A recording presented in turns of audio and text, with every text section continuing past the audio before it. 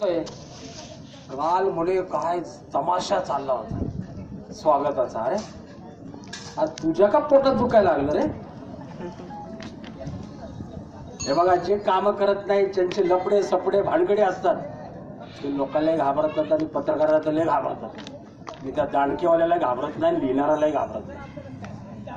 विले danger माणूस कुठलं सांगायचं. चलाय मी 35 वर्ष समाजकारणात आहे. लांडी लाबाडी केली नाही, कोणाला फसवलं नाही, कोणाच्या 1 रुपया खाल्ला नाही. दिवसभर 1 कपडे घालतो मी. मंत्री असलं तरी 4 वेळा कपडे नाही बदलत. काय हे नाही, मला माझ्या आई बापाने मला चांगलं शिकवलं, माझ्या पक्षाने मला चांगलं शिकवलं. आणि या पत्रकारांच्या जीवावर राजकारण चालतं का? हे आज आपले उद्या दुसऱ्याचे पाकिट मिळाले की तुमच्या विरोधात लिहितील, तुम्ही पाकिट दिले की त्याच्या विरोधात लिहितील. काय कोणाची हिंमत असेल त्यांनी बोलावं माझ्याशी. मी नाही घाबरत. काय करायचं घाबरत?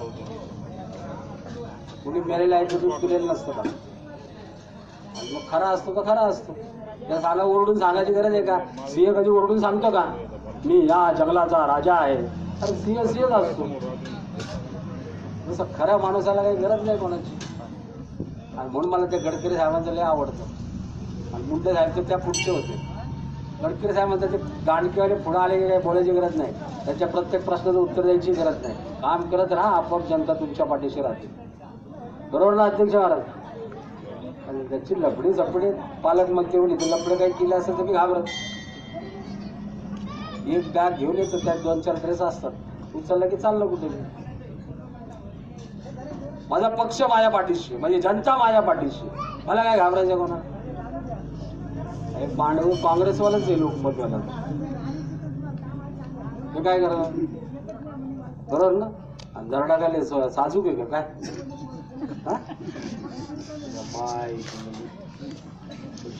खातं पार विकून खाल्लं तरी म्हणून ते लोकांनी घरी पाठवलं त्याला.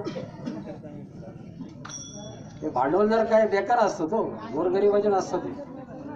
आता माझ्यासारखा साध्या माणसाच्या विरोधात काम केलं म्हणजे कमालच झालं.